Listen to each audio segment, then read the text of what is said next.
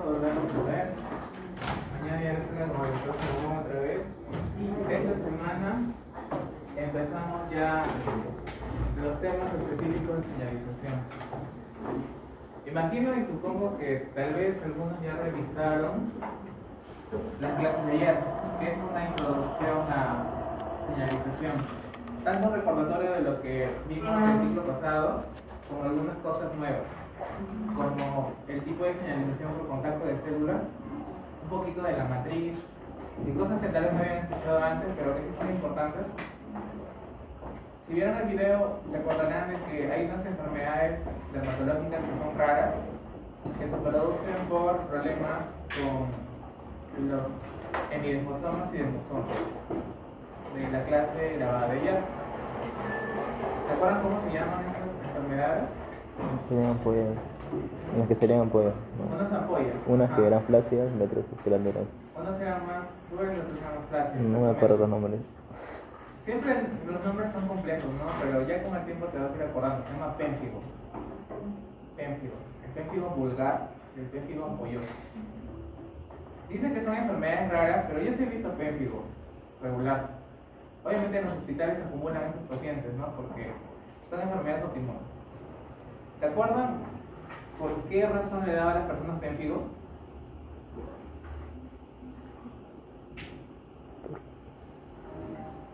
¿Alguno de los dos pénfigos?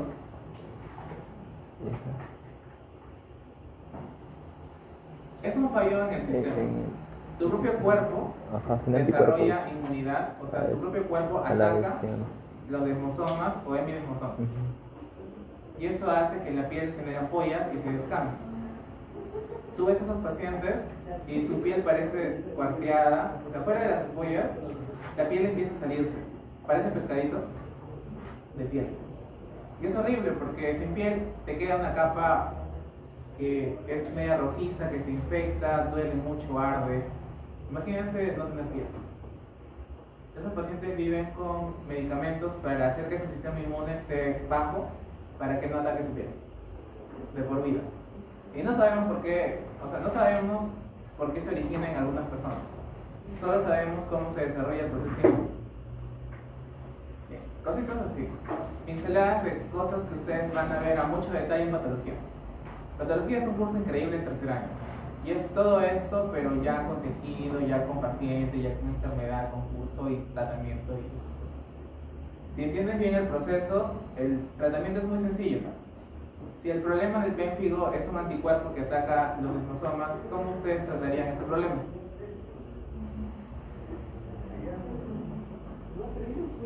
Podrían empezar... Sí, tienes por ahí.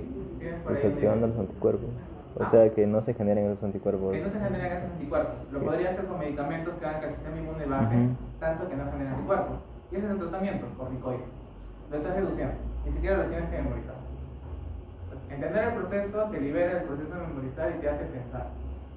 Ya cuando estás en la hora de la hora, tú decides cómo fabricar o cómo armar tus esquemas terapéuticos. Pues vamos a ver ahora una introducción a neurociencia. Todo esto ustedes lo van a ver otra vez en neuro, solo que en neurología lo hacen sencillo. Aquí lo hacemos con más detalle. La mayoría de los estudiantes, cuando llevan el curso de morfo-neuro, sacan 20 en el primer examen, porque casi todo es esto. El profesor de neuro cree que eso es complejo para los alumnos, pero no lo es. Al menos no para usted. Bien. Empezaremos con una pregunta de interés. ¿Cómo funciona el Botox? Algunos de ustedes habrán escuchado acerca del Botox. ¿Para qué usan el Botox? Para eliminar las arrugas. Para que las arrugas ya no se vean como arrugas, sino la piel se vea un poquito más. ¿Alguna cosa graciosa que se acuerden de los que usan Botox? ¿Cómo? No tienen expresión. ¿Están felices o son tristes? Que a veces no pueden hablar muy bien, ¿no? Pero, ¿cómo es que el Botox genera ese efecto? Antes, bueno, no se mira bien, ¿no? Creo que por la luz, pero acá hay arruguitas y acá todo bien, ¿no? Todo chévere. Pero, ¿cómo es que el Botox genera eso? Ese efecto. ¿Y qué tiene que ver eso gracioso que ustedes se acuerdan de que las personas se prueban así como maniquíes, como si tuvieran una máscara encima, ¿no? Y tiene que ver mucho con ese proceso. algo con lo que vamos a ver hoy y algo con un tema que ya vimos antes. Acá hay unas vesículas, ¿no? Ustedes se acuerdan que las vesículas se forman por todo el tráfico vesicular del aparato de Golgi. Estos tenían unas proteínas acá. ¿Se acuerdan cómo se llamaba ese conjunto de proteínas de la vesícula? Los VSNAR y los CSNAR. Entonces, estos SNAR o SNAR, los que son de la vesícula son los V y los que están acá en el otro lado son los T. Entonces, ese conjunto de proteínas tiene nombres de acuerdo a cada tipo de célula. Por ejemplo, en esta célula que es un axón nervioso, un nervio que se conecta con el músculo de esta zona. A todo esto, ¿ustedes saben por qué se forman las arrugas? Por la degradación de la proteína de colágeno. Ya, pero... Es por la degradación del colágeno que hay en tu tejido lácteo. La degradación del colágeno que tienes en tu... El colágeno ya no es igual, si tiene razón. Siempre la gente clama el colágeno.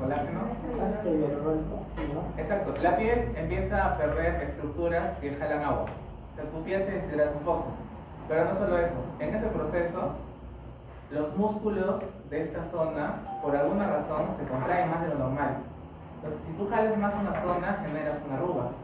Es como cuando tú haces esto a propósito, con un músculo. Generas una raya en algún lugar porque estás jalando músculos en algún lado. ¿Y cómo funciona el Botox? El Botox lo que hace es que esa contracción muscular no se ve, para que ya no se genere la arruga, sino que se libere. El problema es que se genera una parálisis flácida de la zona. El músculo ya no responde y por eso cuando volvemos funcionamos así. ¿Ya? ¿Sí? ¿Una idea? Bien, vamos a comprenderlo mejor con la clase. Pero para eso vamos a recordar la clasificación de los receptores porque ahora sí vamos leyendo con eso. Los receptores biológicos. ¿Se acuerdan su clasificación más general? Celular. Celulares, o sea que están en una célula, y receptores solubles. Esta clasificación es muy interesante porque no la encuentran en el libro, sino que es algo que uno va recabando a medida que va leyendo artículos de investigación y va comprendiendo mejor la biología del proceso. Oye, acá una vez allí. Ustedes son todo el dengue. Está todo gordo esperando que van y le sacan.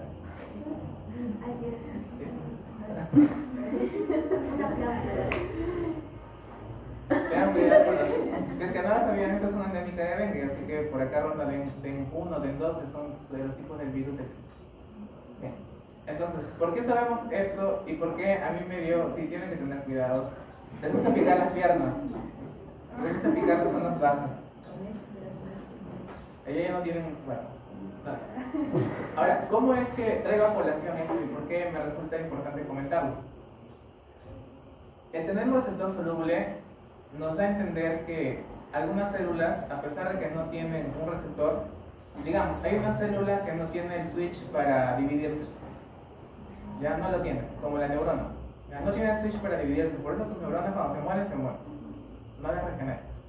Pero ¿qué tal si yo le podría meter a la fuerza un receptor, un switch de división celular a la neurona, para que adquiera la capacidad de dividirse? Eso se explica a través de este fenómeno de los receptores solubles. Se le puede conferir propiedades a una célula que no tenía antes de receptores que están ahí nadando en la sangre. Yo donde al menos me fijé en ese tipo de cosas cuando estaba haciendo mi primer trabajo de tesis. Para los que recuerdan, yo tengo 2 carreras. Y la primera carrera era más laboratorio y esas cosas que son bien chéveres, que extrañan. Ayer cuando estábamos en el laboratorio, el doctor me dejó a cargo de un proyecto que terminó siendo mi tesis, que era para entender cómo se comporta la interleuquina 6 en el cáncer de mama. Entonces hicimos cultivos de cáncer de mama. Un árabe me enseñó cómo hacer los cultivos de cáncer de mama y cómo evaluar la supervivencia del cáncer de mama en cultivo celular. Y yo tenía que medir la interleuquina 6 por un método estandarizado que ellos tenían en el laboratorio. Pero en toda la revisión de cómo funciona la interleuquina 6, nos dimos cuenta de algo interesante.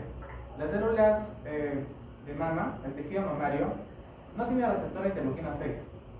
Pero ¿cómo es que la interleuquina 6 llega a ellas y al final hace efectos, ¿no? Por ejemplo, el cáncer de mama con interleuquina 6 se divide más rápido y sobrevive la quimioterapia. Entonces es un mecanismo de resistencia. Pero ¿cómo es que esta célula que no tenía ese receptor después tiene un receptor y tiene esa capacidad? Y es por eso, por los receptores solubles. hay receptores solubles de interleuquina 6 que están nadando y por ahí se meten en una célula y le confieren una habilidad, que puede ser la división celular o la supervivencia. Por ejemplo, el tejido muscular no tiene receptor de interleuquina 6, pero cuando tú haces ejercicio y el músculo empieza a crecer un poco y inflamarse, porque se inflama en el proceso, un receptor de interleuquina 6 va al músculo y le confiere ese proceso de división celular o hipertrofia para que el músculo crezca un poquito. Entonces, ese fenómeno se llama la transseñalización. Cosas que aprendí no en el libro, sino en el proceso de hacer una investigación. Entonces, hay un momento en el que los libros ya no son suficientes para el conocimiento que uno está adquiriendo, y en el mismo proceso de hacer un trabajo tú te vas enterando de más cosas. Por aquí algo nuevo que les traigo. Pero los receptores solubles es lo que ustedes, los receptores que digan celulares son los que ustedes ven en los libros, probablemente que ya han revisado en su bibliografía, o tal vez ya revisando la dieta. Los dividimos en dos grandes grupos: receptores de la membrana, bastantes receptores de membrana, y receptores del citoplasma y del núcleo. O sea, receptores prácticamente en todo lado.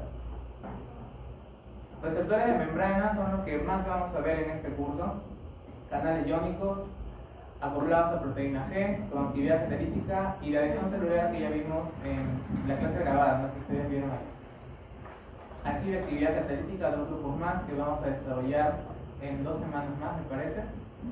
Y receptores citoplasmáticos y nucleares que también se realizan con este tipo de receptores, que son los receptores que median la acción hormonal. Si alguna vez te preguntaste cómo es que una hormona masculina hace que un hombre se tome una forma y las mujeres tomen otra forma, es gracias a todo el efecto que generan a nivel del núcleo, receptores nucleares. Ahí van a entender por qué los anticonceptivos funcionan de esta manera, por qué los corticoides disminuyen el sistema inmunitario, etc. Esta es una previa de fármacos. Canales iónicos. Entonces, ya que estamos hablando de los canales iónicos, me parece que esto no lo hicimos con ustedes, pero acá les presento la familia grande de los canales iónicos a nivel farmacológico, según la UPA, que es como la UPAC, pero de farmacología. Acá vemos todo un árbol filogenético que es muy interesante de estudiar, de las diferentes familias que hay de canales iónicos, pero de toda esta familia grande solo nos interesan los que están por acá, porque los demás no son activados por un ligando. Estos son los que son activados por ligando y son los que vamos a revisar en estos días de la semana. Entonces, empezamos explicando un poco del comportamiento de estos canales iónicos activados por ligando. Una de ellas, que pueden formar estructuras de varias subunidades consigo mismo. Por ejemplo, este receptor de acá, que es un canal iónico de 5 subunidades, está conformado por 5 unidades alfa 7. Es un ejemplo. Pero también podríamos tener de diferentes subunidades. Entonces quiere decir que los canales iónicos pueden ser homoméricos, ¿ya? Homoméricos, o están conformados por un solo tipo de subunidad, o pueden ser heteroméricos, o sea, conformados por diferentes subunidades. Subunidades, digamos, alfa, beta, gamma, delta, epsilon, etc. A todo esto, ya vamos al 50% de la revisión de sus exámenes de ya. Y hay algunas personas que han confundido el alfabeto griego, que por ahí pusimos en una opción, creo que la de la polimerasa del eucariota, la subunidad delta, pero esa delta no corresponde, no, subunidad, claro, delta, pero no corresponde, porque se supone que era una subunidad sigma. Ajá.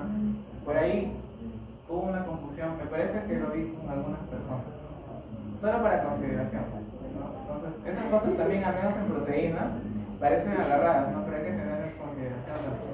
El primer punto. Pueden ser los canales iónicos conformados por estructuras iguales o por estructuras diferentes. Y acá hay un punto interesante. Existen distintos receptores en una misma célula. Miramos esta célula. Prácticamente vamos a hablar más de neuronas en esta semana.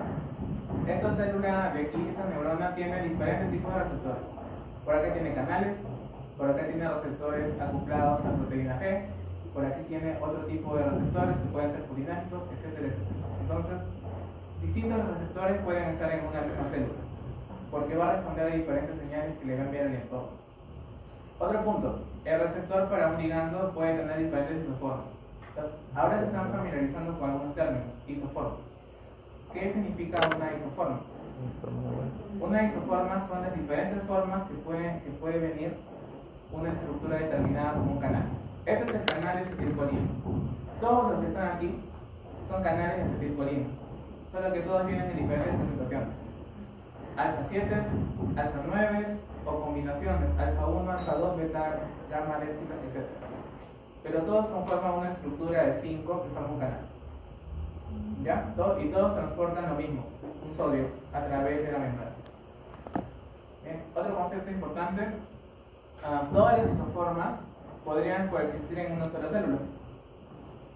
Quiere decir que el canal de sodio que está por acá puede ser diferente al canal de sodio que está por acá, y todos contribuyen a algo en la neurona, para que al final desencadene su acción. Otro punto de interés, las isoformas pueden tener diferente afinidad por el ligando con el que va a actuar. Digamos, puede ser de que estas unidades de alfa 7 tengan una afinidad intermedia por el ligando que lo va a activar, pero los alfa 4 beta 2 son súper, o sea, cuando miran un ligando, al toque se activan. Es como que al toque abrieron los brazos. Y los de acá son como que resilientes, ¿no? Es como cuando conoces personas, algunas que ya desde el inicio te abrazan y dicen, tú eres mi amigo. Y otros que dicen, no, te voy a conocer un mes y medio o un año y recién a ver si lo vemos. Entonces, algunos tienen mayor afinidad y otros tienen menor afinidad por el ligando. Ahora veamos un poco más las familias estructurales de estos canales iónicos.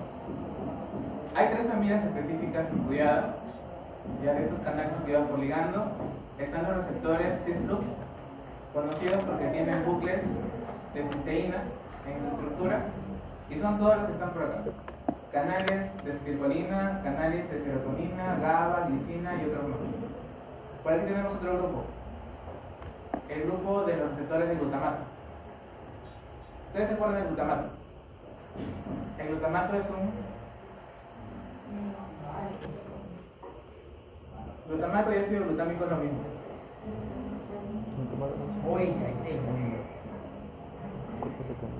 Es un carbohidrato, es un nucleótido, es un aminoácido del grupo de los aminoácidos ácidos.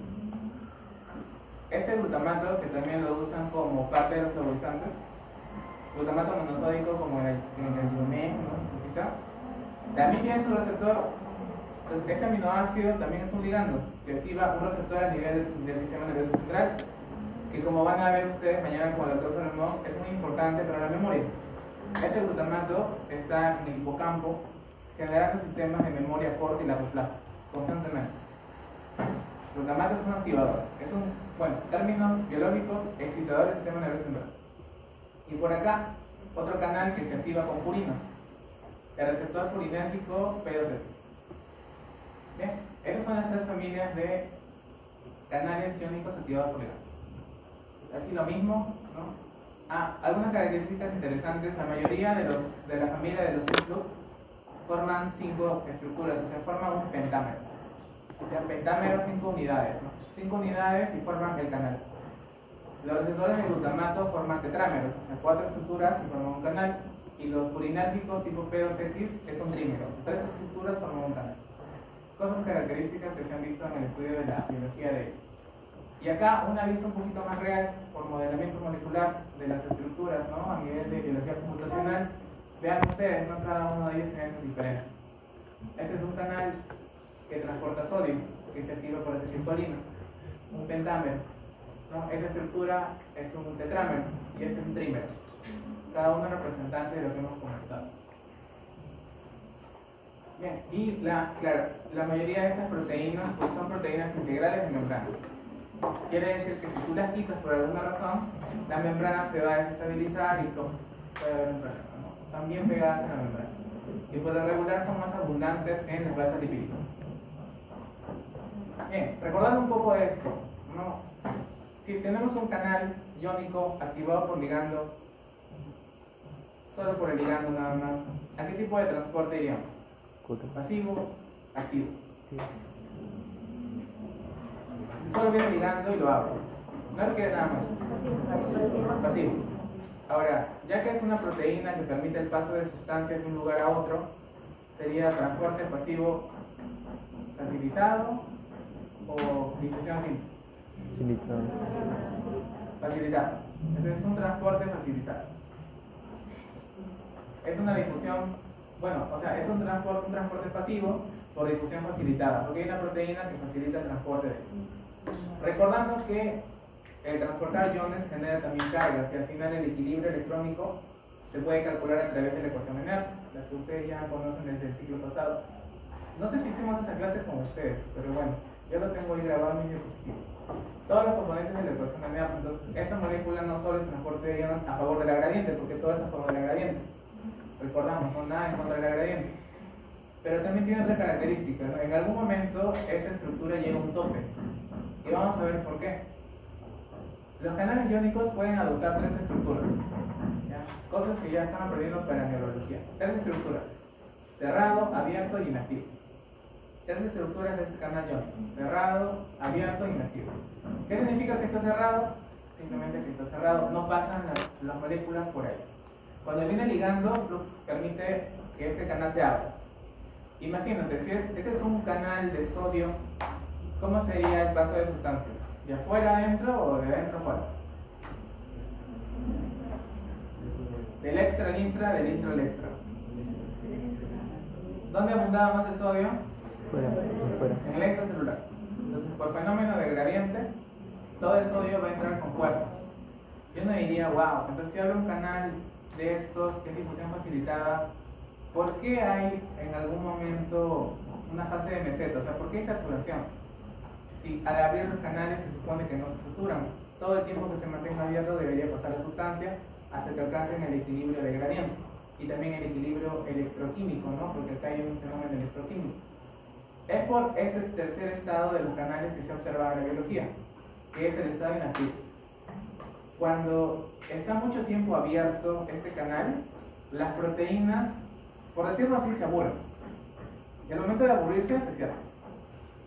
Es como cuando conversas con tu amigo y tal vez te trae una noticia nueva, ¿no? Te dice, oye, encontré, no sé, un paper acerca de algo chévere.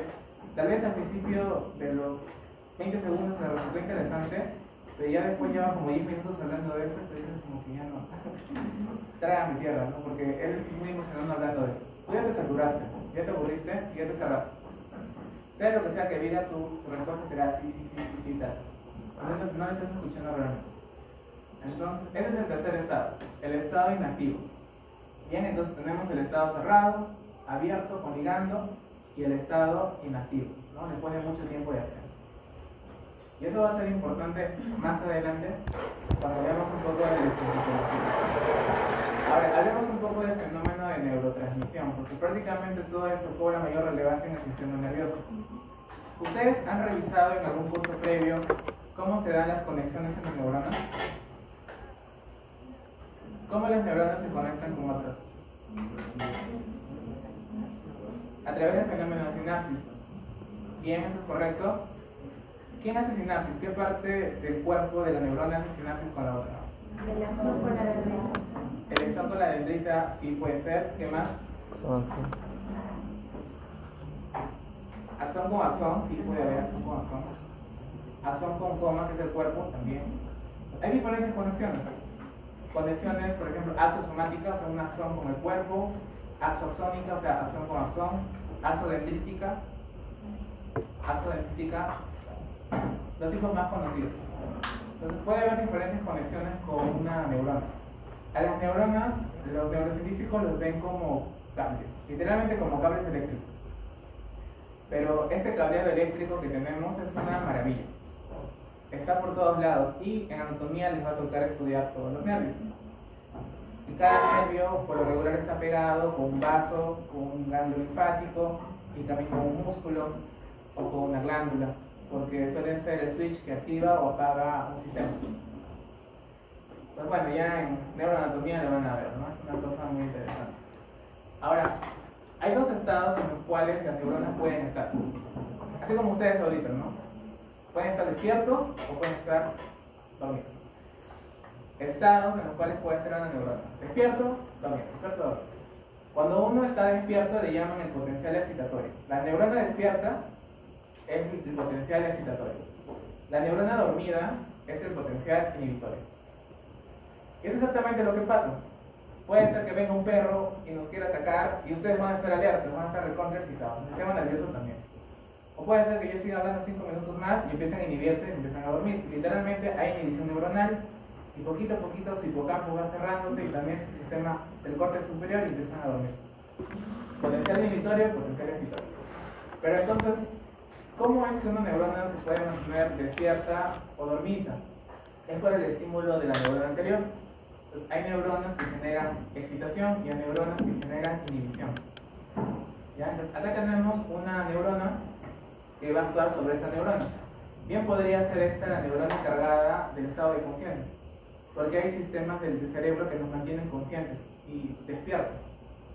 Y también cuando tú los apagas, tú te puedes dormir o entrar en un estado de somnolencia hasta quedarte en coma. Entonces, acá tengo una entrada excitatoria. ¿Qué significa una entrada excitatoria? Que es una neurona que va a encenderla. Se va a encargar que estés despierta. De alguna manera, despierta, por favor.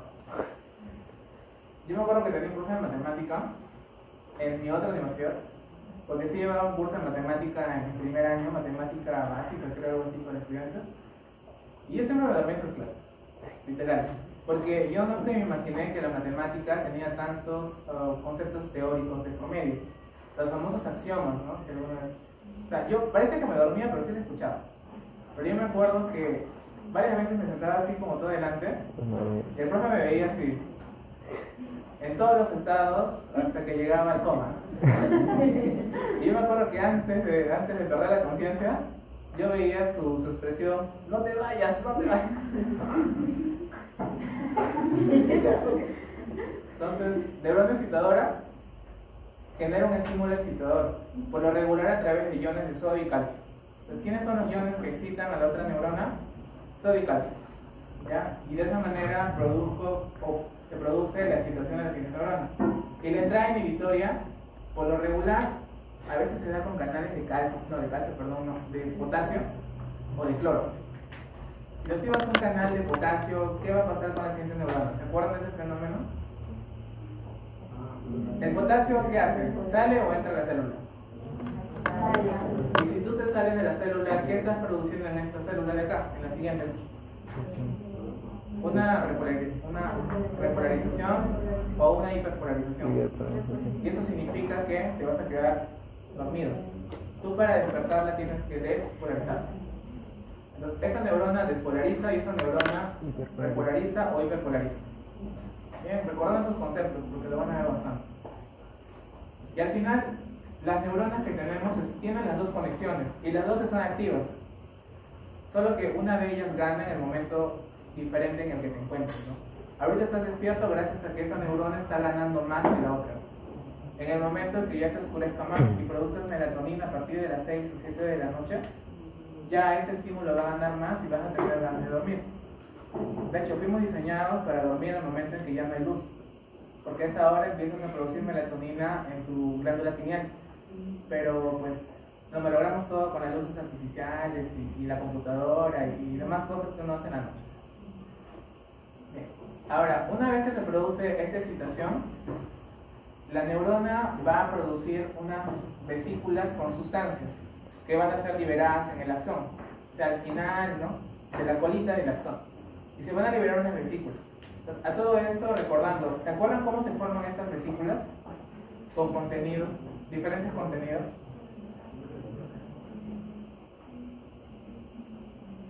Imagina que se va a liberar un péptido pequeño, una proteína chiquita, una vesícula.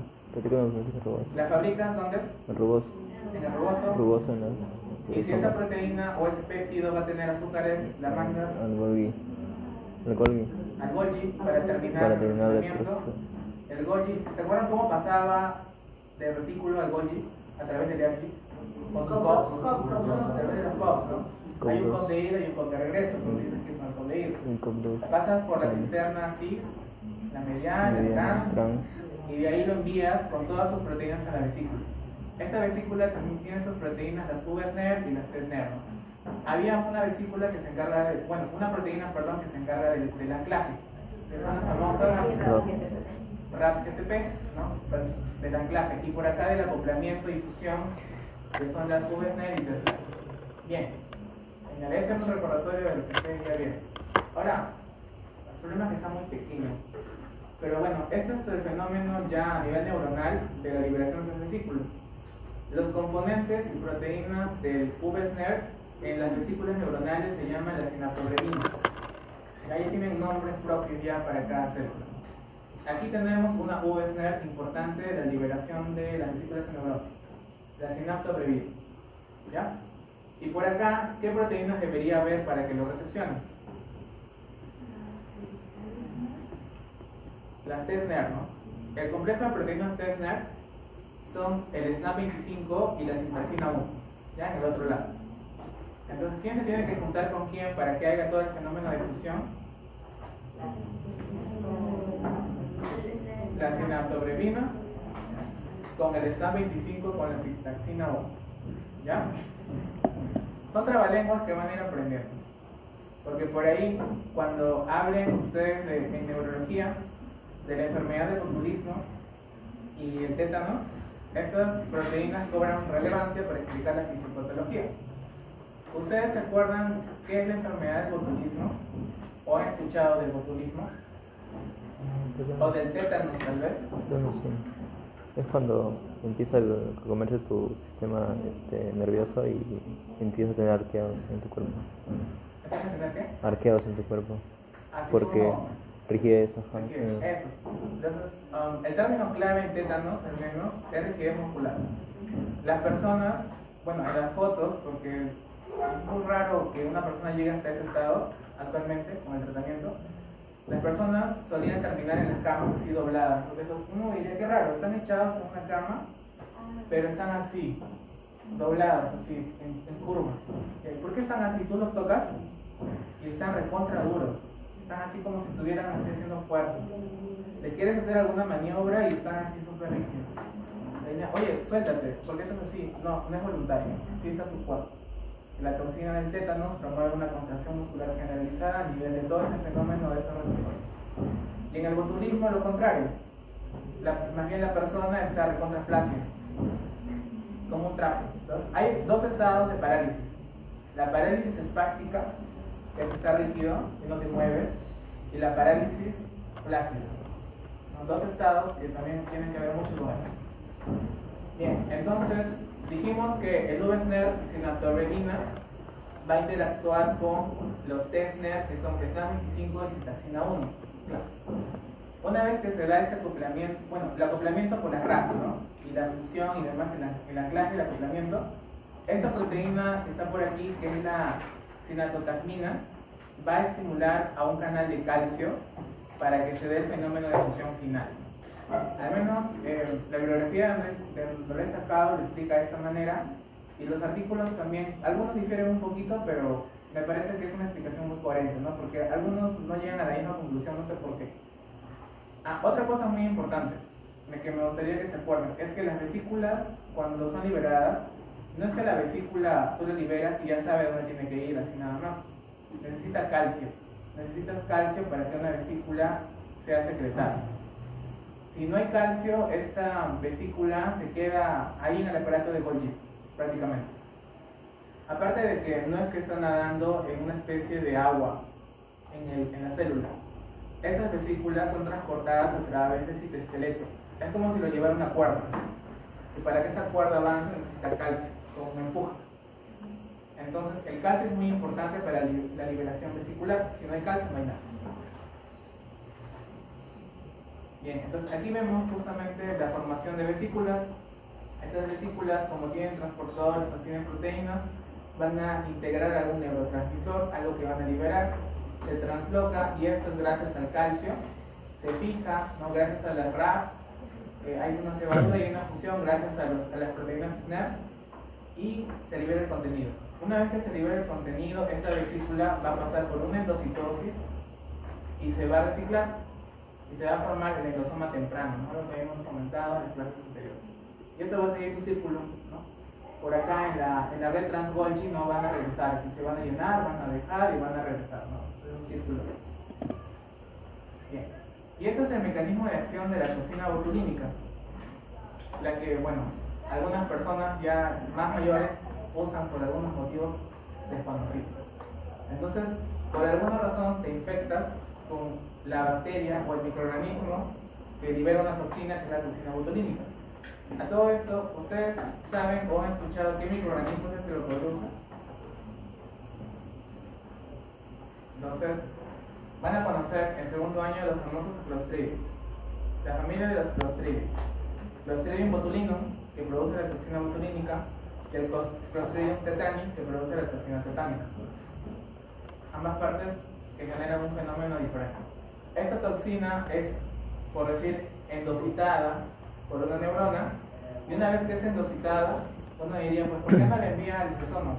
Por alguna razón se ha visto de que este fenómeno de endocitosis no se libera un lisosoma, se queda ahí, solo que las proteínas que fueron engullidas de alguna manera salen de la vesícula y se pegan químicamente, se tienen una atracción química por esos componentes. ¿Se acuerdan quién era el componente VSNR de la vesícula? ¿Cómo se llamaba en neuronas? Sinapto, sinaptorubina. Y los componentes TSNR de la neurona blanco o de la membrana blanco, ¿cómo se llamaba? Taxina 1 y está 25. ¿Qué hace la toxina botulínica? Es una proteína que se pega y anula la actividad de todos esos componentes que acabamos de comentar. Si tú los anulas a todos esos componentes del TSNR y VSNR, ¿qué va a pasar con el contenido que está acá? Se va a quedar ahí, nunca se va a funcionar con la membrana. Y si no se funciona ese neurotransmisor que contiene acetilcolina, la siguiente célula, que podría ser un músculo, nunca se va a contraer, porque la acetilcolina hace que el músculo se contraiga. Entonces, si nunca se contrae, ¿qué va a pasar con el músculo? Se va a quedar flácido. Si tú le inyectas eso a un amigo, pues se queda así. Y sepan ustedes que a veces usamos en medicina bloqueadores neuromusculares por motivos específicos.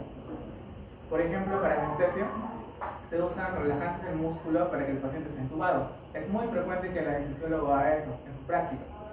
Y también cuando hay trastornos musculares muy constantes, ¿no? A veces hay personas que dicen, no, me duele la espalda. Ah, se te da a veces un medicamento que relaja el músculo. Y si eso no es suficiente, se te pueden dar bloqueadores de esta zona para que el músculo esté relajado siempre, dependiendo de tu dolencia. Ahora, si ya por accidente tú le metes una dosis que no es a una persona como tu mejor amigo y ese es un día de examen, pues nunca va a llegar porque va a estar con una persona. Igual lo vamos a seguir comentando. Entonces, ahora veamos a los receptores clasificados según neurotransmisores de interés. Acetilcolina. La acetilcolina tiene su receptor de acetilcolina que se llama receptor nicotínico. Tenemos el glutamato. A todo esto, la acetilcolina, ¿qué es lo que acabo de decir que hace? Hace la contracción muscular, pero también se encarga de que tus neuronas se comuniquen, así que hace varias cosas: comunicación neuronal y contracción muscular. El glutamato, lo comentamos, pero ¿se acordarán? ¿El glutamato para qué sirve? Es un excitador del sistema nervioso, se mantiene así, despierto, recuerda despierto. Es más, una cantidad de bebidas energizantes contiene derivados de glutamato como parte de sus productos, porque se quiere eso, ¿no? Que uno esté así súper despierto. GABA. GABA es un derivado del glutamato. El glutamato se transforma en GABA en unas neuronas, y GABA más bien hace lo contrario del glutamato. El glutamato es excitador, el GABA es relajante e inhibidor. Si tú le das a una persona sustancias análogas a GABA, vas a hacer que se relaje. Si está ansiosa, se va a sentir muy tranquilo. O puede pasar al otro lado, puede sentirse así con ganas de dormir. Y su receptor, que es un canal iónico de GABA, es el blanco favorito de unos medicamentos que tal vez ustedes conocen, de benzodiazepina, como el diazepam, el alprazolam y demás. Esos medicamentos hacen que ese canal se mantenga abierto más tiempo. ¿Y el efecto cuál es del diazepam? Te lleva a estar tranquilo y después te hace dormir, y si te pasas la dosis te puede matar. Bien. Glicina. Glicina también es otro que es inhibidor. Serotonina es más excitador. Y ATP, que es una purina, también es excitador. Así que vamos a conocer de todos ellos en esta semana. Y vamos a empezar con el universo de la acetilcolina. Ya me subí. Bien, acetilcolina. ¿Dónde se forma la acetilcolina? En las neuronas. ¿Ya? Pero hay que recordar que la acetilcolina pertenece a un grupo neuronal muy importante, un sistema muy importante, que es el sistema parasimpático. Ya deberían haber escuchado de esto el ciclo pasado en su introducción a la morfología básica, si no mal me acuerdo. Divisiones del sistema nervioso, a grandes rasgos. El sistema nervioso se divide en sistema nervioso central periférico, esa es una muy buena división. Otra división que recuerden, simpático, ese es funcional, ¿no? Simpático, parasimpático, somático y autónomo, y entérico, ¿no? Porque también hay el entérico. O sea, todo esto lo consideran otro sistema nervioso. Bien, ¿se acordarán cuáles son los nervios implicados en el sistema simpático? O sea, qué cadenas nerviosas están y cuáles son las cadenas nerviosas del sistema parasimpático. ¿Han estudiado los pares craneales? ¿Son simpáticos o parasimpáticos? La mayoría son parasimpáticos, pero hay algunos que comparten un poco de ambos. Nervios craneales. Del 1 al 10. óptico, olfatorio, óptico, vestíbulo estético, trigémino, facial, nuclear, facial, faringea, vago. Bien, es bueno que se acuerden porque todo el tiempo los van a evaluar en la consulta médica y van a contar nervio por nervio evaluando la evaluación. De ahí se saca el diagnóstico. Ahora, no se olviden que esos pares craneales que me acaban de nombrar, la mayoría son parasimpáticos. Quiere decir que toda esta cadena que está por acá, en el tronco, porque prácticamente de ahí salen todos los pares craneales, prácticamente del tronco, todos son parasimpáticos. Y la otra división de nervios parasimpáticos en tu médula, ¿dónde está? Unos están acá, los pares craneales, y otros están, unos son cabeza y otros son cola. Y otros están por la cola. Entonces, la otra cadena de nervios parasimpáticos es del S2 al S4, en la cola, se acaba. ¿Bien? ¿Y cuál será la cadena simpática de nervios que tienen actividad simpática? T1 a L2, L3. Los libros no se ponen de acuerdo, pero hasta L2 o L3. ¿Ya? No se olviden de eso. En neuro igual el profe va a estar detrás de ustedes con esa repetición. Bien. ¿Cómo fabricamos la acetilcolina? A partir de dos componentes, acetil y colina. ¿Quién hace esa junta? Colina acetiltransferasa. Entonces, esta enzima junta a la colina y junta a la acetilcoenzima A y se forma acetilcolina. ¿Ya está? Ahí está la acetilcolina. Ahora, uno dirá, ¿y de dónde viene la colina?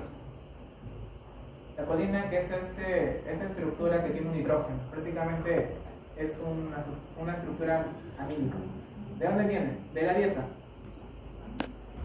Ya sea carne o ya sea vegetales, hay una cantidad de colina importante en esos alimentos.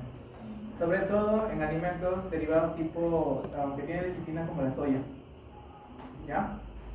Y la coenzima, el acetilcoenzima A, ¿de dónde lo podría sacar en la célula? ¿Dónde se acuerdan que hay acetilcoenzima A? En el ciclo de Krebs o al final de la glicólisis, ¿no? Bien, entonces de ahí se saca la acetilcoenzima A y se junta con la colina y se forma la acetilcolina. No hay nada ahí de difícil. Entonces por acá hay un transportador de colina, de la dieta. Es un transportador, un simporte que depende del sodio. Lleva dentro de la neurona la colina y la mitocondria le da acetil-CoA al sistema, ¿no? Al sistema neuronal. Se juntan con la enzima, acá, la acetilcolintransferasa, y eso se mete dentro de una vesícula. Hay un transportador que permite el ingreso de acetilcolina que intercambia protones de hidrógeno. Entonces quiere decir que sale un hidrógeno e ingresa la acetilcolina. Y la acetilcolina no está sola, suele tener ATP y fosfato también en su contenido de vesícula. Pues todo eso ya saben de dónde se forman, ¿no? Las vesículas. Estas vesículas, para que lleguen a este lado del axón, ¿qué ion necesitan? ¿Se acuerdan que lo comentamos? Calcio. Entonces, esta vesícula, si no tiene calcio, se va a quedar ahí. Entonces, el calcio ayuda a que esto se mueva, el citoesqueleto lo empuje y pueda llegar acá con facilidad.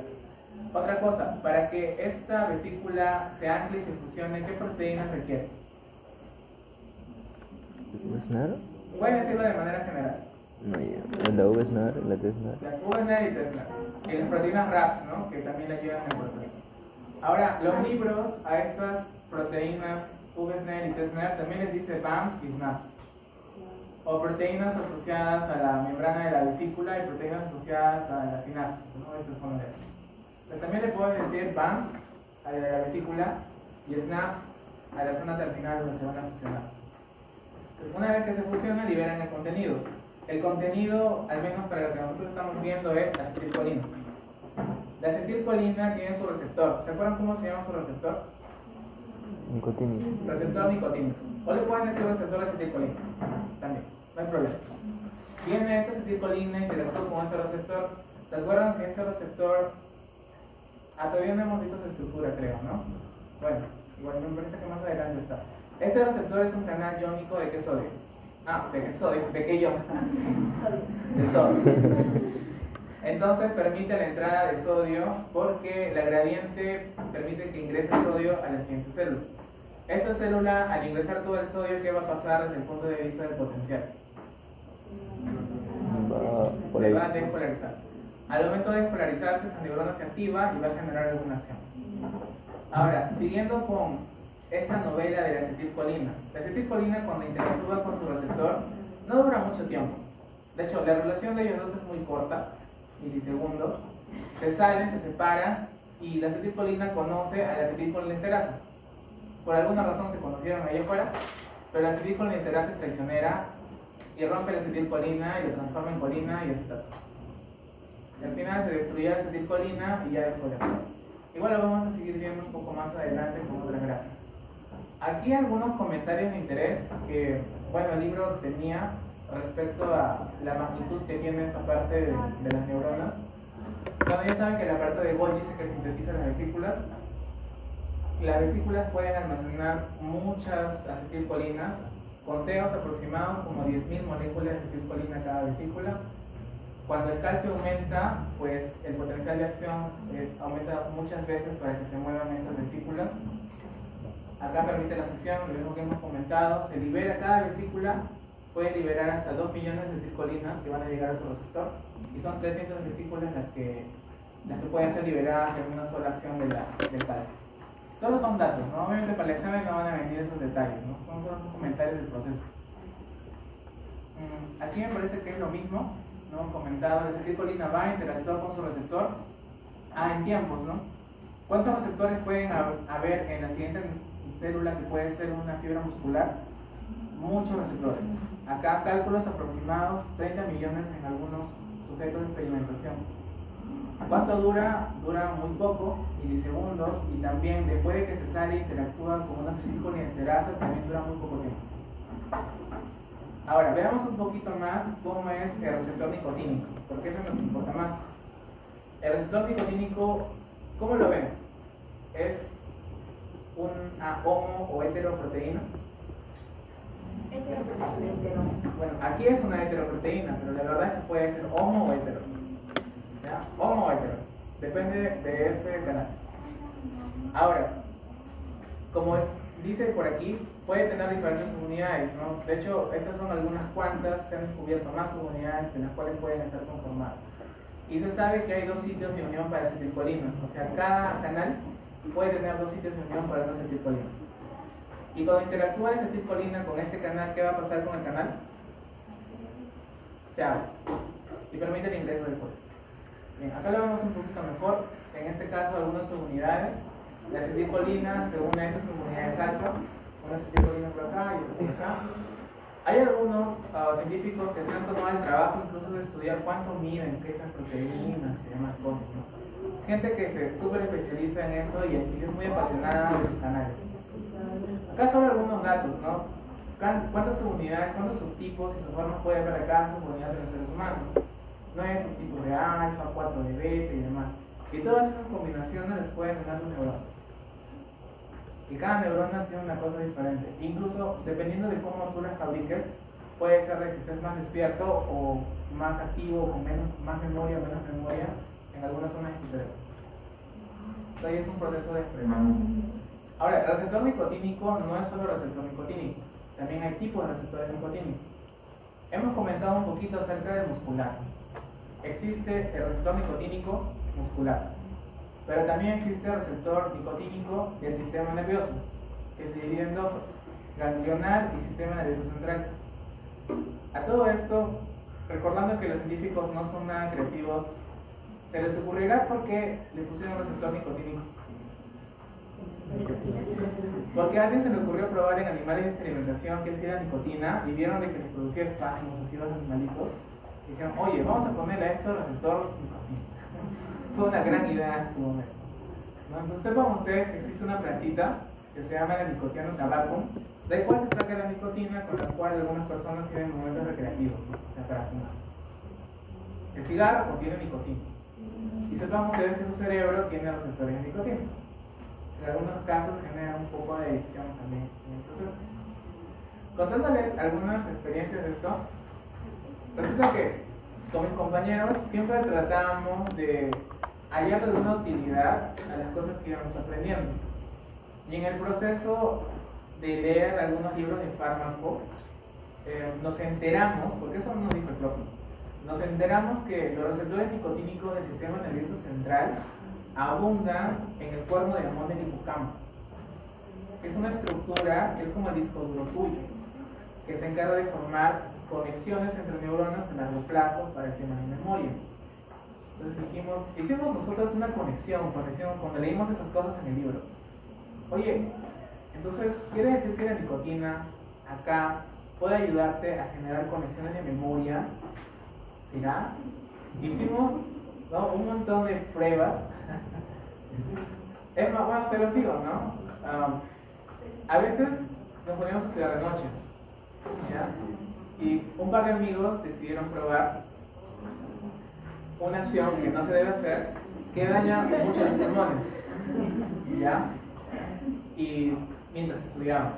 Entonces hicimos como un ensayo con grupo control y grupo experimental. Y después de conversar con ellos, ¿no?, y de tener prueba con un examen, ya, yo le pregunté, ¿no?, a Kevin, ¿no?, creo uno de ellos, oye Kevin, ¿qué tal? Realmente yo cuando estuve en esta situación, me sentía muy tranquilo, porque resulta que la nicotina de alguna manera genera más tranquilidad, los que son nerviosos se vuelven un poquito más. También baja los triglicéridos, por alguna razón que mejora también el tratamiento de nicotina para los triglicéridos. Y aparte, o sea, mira, ¿sabes? Yo todo lo que leí, yo me super concentré. Por más que ustedes estaban hablando, la verdad que yo en mi caso les hice, yo me concentré en lo mío y me acuerdo muy bien de lo que estaba haciendo. Era como que toda la atención se centró, o sea, le ayudó mucho a focalizarse. Interesante. Y de ahí también me vino otra imagen. Ustedes han visto que en las películas los científicos siempre andan fumando. Einstein fumaba su tabaco con nicotina. Y algunos consideran que eso les ayuda también a pensar mejor. Pero obviamente, haciendo balance de riesgo-beneficio, pues los riesgos son más grandes que los beneficios que podría traer eso, ¿no? Aparte de que produce disfunción eréctil, trastornos cardiovasculares y demás cosas, ¿no? El fumar, ¿no? Aparte del caso de otro. Pero bueno, cosas que uno va integrando como parte del conocimiento. Entonces, ¿qué otra manera, yo me puse a pensar, ¿de qué otra manera podría estimular al receptor nicotínico? Porque total, la nicotina, pues, el acceso que tenemos a ella es solo a través de algo que es malo. Pero al final el chiste es que haya acetilcolina en tu cerebro, porque el receptor de nicotina se estimula con acetilcolina. ¿De qué manera yo puedo hacer que haya más acetilcolina acá? Y digo, ¿será que tengo que comer acetilcolina? Y realmente esa no es la respuesta. Pero resulta que la acetilcolina que usa tu cerebro para todo el proceso, tiene que fabricarla ella ahí en tu cerebro. No es que tú la comas y llega ahí. Entonces entonces necesito más sustrato. Un sustrato que tal vez podrías integrar más en la dieta es colina. ¿Dónde hay colina?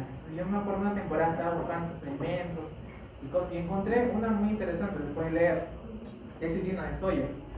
Y yo empecé a hacer esa práctica en primer año, cuando consumía de vez en cuando lecitina de soya y trataba de hacer un poco de ejercicio para estimularlo más. Es una cosa interesante. Sería bueno que ustedes hagan pruebas consigo mismos, pero sin ir a cosas que no son buenas. Bien, receptor nicotínico muscular. ¿Ya? Muscular. ¿Cuál es la función del receptor nicotínico muscular? Despolariza el músculo.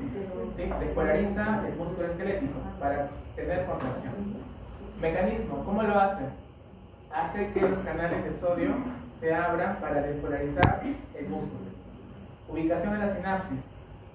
Está en la célula postsináptica. Pues acá hay un término que tal vez creo que no les hemos comentado. Cuando uno habla de este complejo, una célula y otra célula que va a ser efectuada, esta célula o esta neurona es la neurona presináptica o célula presináptica. Esta es la sinapsis, presinapsis, y esta es la célula postsináptica o neurona postsináptica, si fueran neuronas, porque acá está la sinapsis en medio, ¿sí? Este término se entiende presináptico y postsináptico, porque acá en medio está la sinapsis. ¿Ya? Entonces, según lo que comenta aquí, ubicación en la sinapsis, ¿dónde está el receptor nicotínico? ¿Después de la sinapsis o antes? Está después, ¿no? Porque lo vimos que está acá, ¿no? Acá está la sinapsis, el espacio sináptico, y acá está el receptor, entonces está postsináptico. ¿Ya? Como justamente comenta acá, ¿no? Las características, postsináptico. Localización en el cuerpo, ¿dónde están los receptores nicotínicos? En los músculos. En los músculos esqueléticos. Recuerdan ustedes que hay tres tipos de músculos: músculo esquelético, músculo liso y músculo cardíaco. Ya, bien. Entonces, ¿dónde se encuentra el músculo esquelético? Es el que te ayuda a moverte. La estructura más frecuente en el ser humano de ese tipo, pero no se preocupen, eso no les vamos a preguntar, solo es para que lo sepan. Antes sí preguntaba, el doctor Paul le gustaba preguntar de memoria la diapo, pero creo que no es suficiente. Bien, entonces acá vemos el proceso otra vez. Tenemos a la acetilcolina que va a ingresar a su vesícula. A todo esto, ¿cómo se forma la acetilcolina? Con una colina más un acetil-CoA. Hay una enzima que se encarga de unirlos. La nicotina acetiltransferasa. Acetiltransferasa. Para que ingrese a su vesícula necesita intercambiar un protón de hidrógeno. ¿Y quién más ingresa a su vesícula aparte de la acetilcolina? ATP y fósforo. Bien, esta vesícula está ahí solita y confundida y necesita irse a este lugar de acá, que es la zona de la sinapsis. ¿Qué debería haber en esta célula presináptica para que esto llegue acá? Calcio, pero para que haya calcio, ¿qué debería haber? Recuerden que el calcio está nadando por acá. Un canal de calcio dependiente de voltaje. Pero para que ese canal de sodio, de calcio, dependiente de voltaje se active, ¿qué debería pasar con esta célula presináptica? Debería excitarse, pero es un término, ¿cómo se llama ese término? Despolarizarse. Entonces, esta célula debería despolarizarse con algún estímulo previo. Se despolariza su membrana, eso abre el canal de calcio, ingresa el calcio y mueve la vesícula. Las vesículas se fusionan gracias a qué proteínas? En neuronas.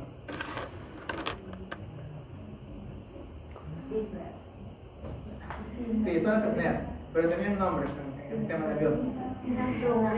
Sinatobrevina acá, en la vesícula, y acá, sintaxina 1 y SNAP25, las que atacan la toxina botulínica. Bien, una vez que se da ese fenómeno, se fusiona y se libera el contenido. Una vez que liberan la acetilcolina, ¿este espacio cómo se llama? Este es el espacio sináptico. Esta es la célula pre y la célula postsináptica. ¿Qué receptor va a recibir a la acetilcolina? Nicotínico muscular. Receptor nicotínico. ¿Y si es el músculo, receptor nicotínico de qué tipo? Muscular esquelético. Muscular. Este receptor nicotínico es ¿qué? es una proteína de qué tipo? Integral. Es una proteína integral. ¿Y qué conforman? Conforman un canal, ¿no? Eso era lo que quería decir. Un canal. Es un canal iónico que va a permitir el ingreso de ¿qué ion? De sodio. Es un canal iónico activado por ligando. Una vez que se activa, ¿qué va a pasar? No pasa nada. Ya, se va a abrir el canal porque es un pentámero. Recuerden que son 5 estructuras, un pentámero. Y va a ingresar el sodio. Una vez que ingrese el sodio, ¿qué va a pasar con esta célula postsináptica? Se va a despolarizar. Eso va a generar otra acción corriente abajo. Ahora, ¿la acetilcolina se va a quedar pegada a su receptor toda la vida?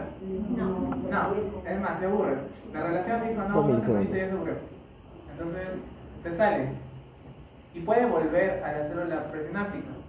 Pero en algunos casos, en la mayor parte de casos, conoce a nuestra amiga acetilcolinesterasa. Solo que la acetilcolinesterasa es traicionera y le rompe el corazón y se forma el acetato y la colina. La colina puede volver porque es un sustrato reutilizable y el acetato puede ser transformado a un componente para formar acetil-CoA. Bien.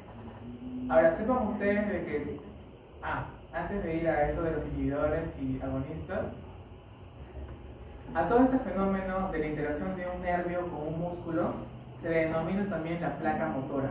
Es otro término usado bastante en neurología. La zona de interacción de neuronas con un músculo también es la placa motora. Ahora, este fenómeno genera obviamente potenciales. Ustedes se acuerdan que los potenciales eran como guardar electricidad en la célula. Ustedes, me parece que sí les comenté cómo era este fenómeno de cómo la raya o las mantarrayas generan electricidad. Las mantarrayas tienen unas estructuras musculares en estas zonas que son como celdas de energía. Cada vez que esa neurona interactúa con esta celda muscular, ¿qué va a pasar? Se va a despolarizar. Y eso va a aumentar la carga que hay en la membrana, el potencial de membrana va a tener cambios. Imagínate apilar cientos de estas pilas que se están despolarizando. En algún momento vas a poder generar electricidad. Si tú tuvieras esa distribución en tus músculos, cada vez que haces esto, podrías electrocutar a alguien. La mantarraya solo tiene que hacer una contracción y electrocuta su preso, nada más, prácticamente. Bien, estos son los pasos que ya lo hemos comentado, así que no los vamos a repetir, ya lo hemos desarrollado. Aquí un poquito más acerca de cómo es la interacción. Esta es una micrografía electrónica de barrido, no es de transmisión, de barrido, de cómo es la interacción de un nervio de verdad con una fibra muscular. Así es en la realidad. Aquí es la formación de la placa motora, ¿no? Y acá una imagen. El nervio interactuó con esta sección, todo esto es la placa motora y a eso también le denominan el botón sináptico. Muchos términos que están aprendiendo ahora. Bien, esta es una micrografía electrónica de transmisión de lo mismo, ¿no? Todo lo comentado, ¿no? Una vez que interactúa esto y hay liberación del neurotransmisor, pues la membrana muscular pues, se recontractiva, ¿no? Hay la despolarización, los canales empiezan a abrir. Ahora, ¿qué pasa con la célula muscular? La célula muscular cuando se despolariza, toda su membrana al despolarizarse va a activar unos canales de calcio dependientes de voltaje. Esos canales de calcio dependientes de voltaje van a liberar calcio a unos receptores de renodina. Estos receptores de renodina van a liberar más calcio del retículo sarcoplasmático muscular. Eso va a interactuar con las fibras de troponina y miosina para hacer la contracción en un momento. Y gracias a eso lograr hacer la contracción muscular. Y con ATP vas a liberar ese proceso. Sí, entonces es todo un fenómeno para que tú puedas hacer contracción muscular. Y eso lo haces cada vez que mueves un músculo muy chiquito. El hecho de que tú pienses que quieres mover el dedo meñique es todo ese proceso, en resumen. Tu córtex motor de las áreas de Brodmann, van a activar a la primera neurona solo con el pensamiento. Y de ahí todas las demás, con acetilcolina, se llega al músculo inferior. Así funciona. Bueno, así funciona el proceso de contracción muscular. Y es muy rápido, es demasiado rápido. De hecho, creo que lo piensas y ya está, no demora mucho. Ahora, esto es lo que ya vieron ustedes, acetilcolina, activa el canal y demás. Existen sustancias que pueden bloquear este canal de sodio. Imagina que tú le inyectas esto a tu mejor amigo y te llega el examen.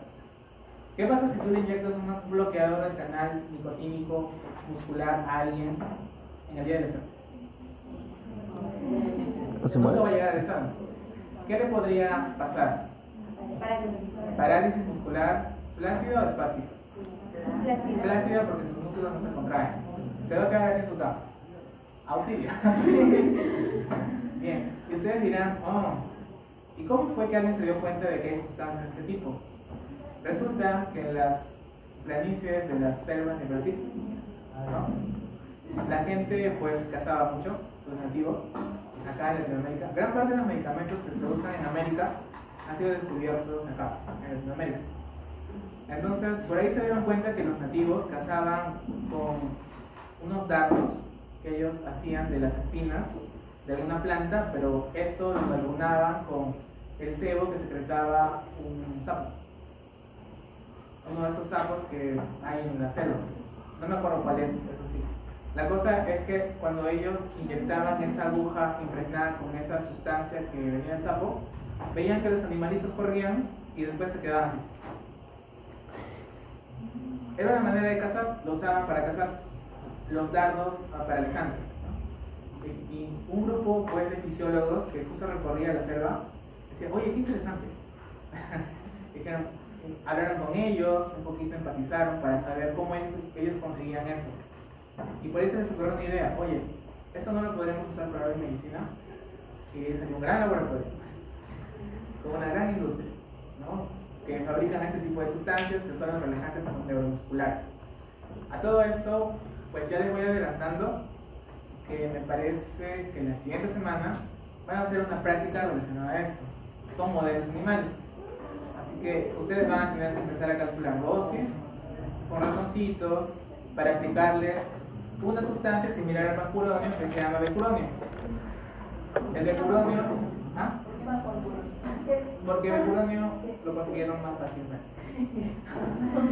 Pero son de la misma familia. Pancuronio, becuronio y todos los otros.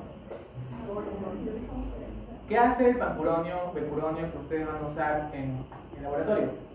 Es un inhibidor competitivo. ¿Qué es un inhibidor competitivo? Compite con el ligando por el sitio de acción. Entonces viene el pancuronio o becuronio, se posa aquí y ya no deja que la acetilcolina vaya a su receptor. Y como es un inhibidor competitivo, o es prácticamente un antagonista, los antagonistas ¿qué hacen? Hacen que la respuesta celular se dé o no se dé. No se ve, entonces hay 0% de respuesta, entonces acá nunca se ve el canal y por lo tanto el músculo nunca se va a contraer y te puede dar una parálisis casi. Y si estás muy contraído te va a ayudar a relajar. Bien, entonces ya terminamos con todo lo que es nicotínico muscular, ¿ya? Ahora pasemos al nicotínico del sistema nervioso. Tenemos en el sistema nervioso el nicotínico ganglionar y del sistema nervioso central. Pero antes de hablar de ellos tenemos que visualizar un poco cómo son los ganglios. ¿Alguno de ustedes ha escuchado acerca de los ganglios nerviosos? ¿Alguna vez han escuchado el término ganglio? ¿En dónde? En el sistema linfático. Bien. Ganglio no es más que el conjunto de células en una zona determinada. En el caso de las neuronas, es el conjunto de somas, o sea, cuerpos neuronales en una zona determinada. Ese es un ganglio neuronal. Aquí se juntan muchos somas y forman un ganglio. Es como una estación de descanso antes de continuar la transmisión nerviosa. Las neuronas también tienen estaciones de descanso, no van de corrido. Bien, entonces por acá tenemos una división, la división simpática y la división parasimpática. ¿Qué neurotransmisor libera el sistema simpático? ¿Acetilcolina o noradrenalina? Adrenalina. Noradrenalina. O adrenalina. No, cualquiera de los dos. El sistema simpático libera noradrenalina o adrenalina. Aclarando eso que acabo de comentar, la noradrenalina se secreta a nivel de los nervios y la adrenalina se secreta a nivel de la glándula adrenal, nada más. ¿Ya? Entonces la mayoría secreta noradrenalina. ¿Y el sistema parasimpático qué neurotransmisor libera al final? Acetilcolina, lo que acabamos de comentar con el receptor nicotínico. Otro punto muy importante, el ganglio. ¿Dónde ven que el ganglio está más cercano a la neurona inicial? ¿En el simpático o en el parasimpático? Simpático. Entonces, en el sistema simpático, el ganglio está más cercano a la neurona inicial, pero está lejano al órgano objetivo. ¿Ya? Y en el sistema parasimpático, el ganglio está más cerca al órgano objetivo y más lejos de la neurona inicial. Estas son características importantes que ayudan a definir si es una neurona, un sistema simpático o parasimpático, aparte del producto final. Ahora, en medio de ellos, de cada ganglio, ¿qué neurotransmisor se produce o se secreta? En medio de cada, o sea, en los intermedios, acetilcolina. Prácticamente todos los dos sistemas se comunican con acetilcolina, pero lo que nos importa es el producto final. Si al final liberas noradrenalina, eres el sistema simpático. Si al final liberas acetilcolina, eres el sistema parasimpático. Y todos los órganos que tenemos están inervados con sistemas simpáticos y sistemas parasimpáticos. Porque en cada momento estamos teniendo estímulos de cualquier cosa. Por ejemplo, si a alguno de ustedes les digo, ya, vas a salir a explicarme ahora la división del sistema simpático y parasimpático. Todo lo que acabamos de explicar. Tal vez tu sistema simpático se va a recontractivar en ese momento, porque vas a estar ansioso. ¿Qué va a pasar con tu corazón? Que va a recibir un nervio simpático. Va a empezar a latir más fuerte. La pupila se te va a dilatar. Vas a empezar a sudar en las manos. Si es que tenías ganas de ir al baño o otras cosas, todo va a paralizarse en ese momento, mientras estás súper activo. Ya cuando te digo, bueno, es una bromita, puedes irte al break. Ya, todo se relaja y el sistema parasimpático empieza a actuar. Tu frecuencia cardíaca que estaba así va a empezar a bajar, va a ser más lento, la presión se te va a bajar, vas a tener ganas de ir al baño, los ojitos en vez de ponerse así todo midriáticos van a estar así, ¿no? Va a reducirse el tamaño de manera efectiva. Todos esos efectos van a aprendérselos porque parte del curso es que ustedes entiendan cómo los ligandos generan esas acciones fisiológicas. Sé que la siguiente semana va a ser bien chévere.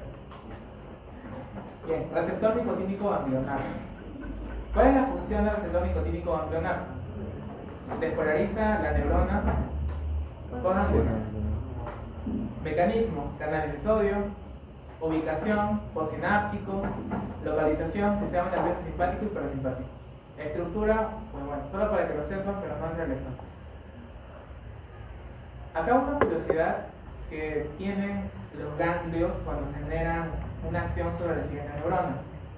Tú para que un ganglio lo actives y active las siguientes neuronas, tú tienes que tratarlo bonito. No puedes gritar. ¿Qué quiere decir? Si vas a enviar la acetilcolina, tiene que ser poquita acetilcolina, suavecito. Poquita acetilcolina nos garantiza que la siguiente neurona del ganglio se active y continúe el proceso. Si tú le mandas demasiada acetilcolina, es como ser muy intenso, tú vas a hacer que ese ganglio se bloquee y ya no quiera transmitir nada. Es un fenómeno que se ha visto a nivel neuronal. De utilidades, los neurofisiólogos sí usan todos estos conceptos para cosas en medicina. Ahora, otro punto importante. Tenemos neuronas que se comunican con unas células, que son las células enterocromafines de la glándula suprarrenal, y ellas son las que liberan adrenalina. Así que ustedes dirán, ¿y la adrenalina de dónde sale? Sale de una glándula que está encima del riñón, que es la glándula suprarrenal, que tiene estas células que se llaman las células adrenales o los feocromocitos. Cuando se estimulan con este nervio, liberan adrenalina. Hay un nervio que recorre todo el cuerpo, que es un par craneal, que es el nervio más productivo de todos, el nervio vago, neumogástrico o el nervio par 10. Ese nervio vago se conecta con la glándula suprarrenal, libera acetilcolina acá y hace que la glándula suprarrenal libere adrenalina. De esa manera produce adrenalina. Bien, entonces acá las vías que acabamos de comentar. Sistema nervioso central, digamos, tu córtex de Salles de Brodmann, dicen quiero mover el dedo meñique de mi pie. No, el dedo chiquito de mi pie. Entonces, liberas acetilcolina y el músculo recién hace contracción. En toda la vía. Por acá tenemos la ruta parasimpática para otras cosas, digamos, el cuerpo decide que vamos a bajar la frecuencia cardíaca porque ya estamos más tranquilos. el sistema nervioso envía su nervio parasimpático. Pregunta, ¿el ganglio del nervio parasimpático está cerca o lejos del órgano blanco? Cerca. El nervio parasimpático tiene su ganglio más cerca del órgano blanco. Si el órgano blanco es el corazón, significa que el ganglio está más cerca al corazón. La ruta parasimpática, ¿qué neurotransmisor va a liberar? Acetilcolina. La acetilcolina, cuando vaya al corazón, ¿qué va a hacer? Va a bajarle al corazón todito, le va a decir tranquilízate, chavo, ¿okay? Ya pasó. La frecuencia va a bajar y la presión arterial va a bajar. Si alguna vez les pasó que se asustaron y tuvieron palpitaciones, hay una maniobra que hacen en emergencias que se llama maniobras vagales para bajarte la frecuencia cardíaca cuando está muy intensa. Maniobras vagales, por ejemplo, apretar los ojos, así con los ojos cerrados, estimular acá, el masaje carotidio, o la maniobra de Valsalva, que es hacer esto y empujar. Todos estos estímulos estimulan el nervio vago. ¿Tiene sentido? Todo esto se llama maniobras vagales. Si estimulas el nervio vago, ¿qué va a pasar? Vas a liberar acetilcolina. Y si la acetilcolina la liberas, ¿qué va a pasar con el corazón? Va a tranquilizarse y se va a volver un poquito más. Entonces se van a mejorar. De hecho, la maniobra de Valsalva en emergencia es mucho más chévere. Hicieron esto una vez. Paciente con arritmia, lo conectan y miran que todo está así, los gráficos están así bailando. ¿Qué hacemos? Claro, hay que ponerle algún medicamento, pero mientras puedes hacer la maniobra de Valsalva. Le dices al paciente, así mientras está sentado, que sople. A veces, si no hay presupuesto como el MINSA, a veces que sea su dedo y que sople fuerte, cuentas 15 segundos y lo echas con las piernas para arriba. Y ves que después en el monitor que la frecuencia va bajando, incluso que la arritmia se va normalizando. Mientras después buscas un medicamento para dar. Mientras vas pensando, ¿qué medicamento le buscas? Ruta simpática. ¿El ganglio está cercano o lejano del órgano blanco? Lejano. En la vía simpática, el ganglio está lejano del órgano blanco. Bien. Y por acá tenemos el sistema adrenal, o sea, que libera adrenalina, ¿no? Viene por acá un nervio, como el nervio vago, se conecta con la glándula suprarrenal y eso libera noradrenalina en el sistema para llegar a diferentes partes del cuerpo. Estamos viendo mucha neurología, ¿no? Mucha neurología. Ahora, los receptores nicotínicos del sistema nervioso central, prácticamente con eso ya terminamos. El sistema nervioso central tiene diferentes vías en las cuales va liberando acetilcolina, porque todo en tu cerebro prácticamente se conecta y se comunica con acetilcolina, sobre todo en esta zona que está por acá. En esta zona que está por acá tenemos el hipocampo, el famoso hipocampo, el responsable de guardar toda la memoria de todas las cosas que nos pasan. Dependiendo si formas buena conexión, te vas a acordar de eso. Pregunta, ¿te acuerdas de algún evento en tu familia cuando eras pequeño que por alguna razón hasta ahorita cada vez que te sientes un rato a reflexionar te acuerdas de ello? Algo muy genial que te puede haber pasado. ¿Por qué te acuerdas de eso y no te acuerdas de lo que comiste la semana pasada? O lo que comiste ayer, ¿verdad? O lo que tu profesor te dijo hace 3 días y viene a examen.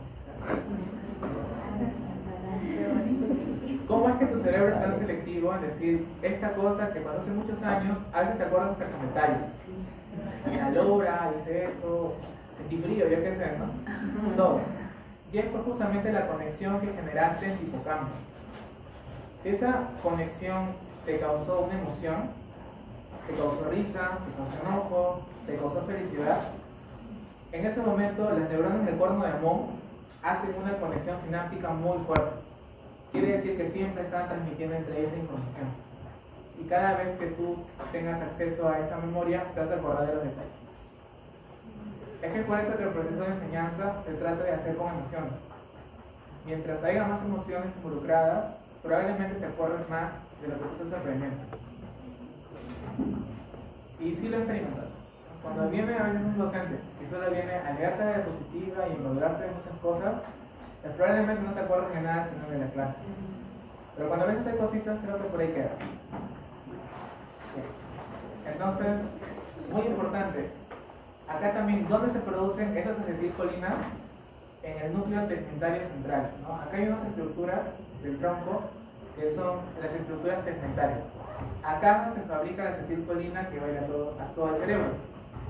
Y es decir, ¿cómo hago para nutrir ese núcleo tegmentario para que mis neuronas estén más conectadas? O sea, más conexiones significa que tú vas a razonar más rápido. Si requieres una habilidad del hemisferio izquierdo para el hemisferio derecho para pensar en algo, necesitas conexiones rápidas. Diferencia entre las personas que rápidamente le dan a algo, o sea, razonan rápido, a los que pueden demorar 3 días en resolver lo mismo. Obviamente, también de acuerdo a la habilidad de cada quien, ¿no? Hombres, mujeres, desarrollo de cada quien, hemisferio más activo, pero lo importante es que haya conexiones en todo lado, con acetilcolina. Ahora, ¿de qué manera se produce? Todavía no se tiene una receta mágica para que uno produzca mucha acetilcolina acá. Mis amigos lo intentaron con el cigarro y la nicotina del cigarro. Yo diría epic fail porque al final eso les produce algo malo, ¿no? O les podría producir algo malo. Nutricionalmente se podría buscar qué cosas me pueden estimular. Algunos estudios comentan que el consumo de nueces podría estimular la producción de acetilcolina acá. Aparte que los ácidos grasos de esos alimentos hacen que las bañas de mielina estén más sanas o mejor formadas para que la conexión sea más rápida. Pues vean ustedes, hay conexiones nutricionales con esto proceso de aprender. También yo les dejé un libro, no sé si se acuerdan, un libro que era acerca de muchos tratamientos para poder aumentar la capacidad de poder aprender. Sí. Si es que no está en la carpeta actual, lo voy a volver a pasar. Sería bueno que le den una ojeada. Les va a ayudar. Ahora van a entenderlo mejor. Bien, los sectores nicotínicos del sistema nervioso central despolarizan cualquier neurona presináptica, canales de sodio. Acá algo interesante, su ubicación puede ser pre y postsináptica en el sistema nervioso. Localización, básicamente en todo el cerebro, y estructuras, muchos tipos, ¿no? Y múltiples isoformas. Pero me gustaría que tomen especial atención a este isotipo, al alfa 7, o sea, el pentámero alfa 7. ¿Por qué? Porque los estudios comentan que es el que abunda en mayor cantidad en el hipocampo. ¿Cómo puedo activar a mi alfa 7? Para acordarme y razonar mejor, tal vez. Bien, y eso era todo, al menos por hoy. Ya mañana verán un glutamato como lo pasamos.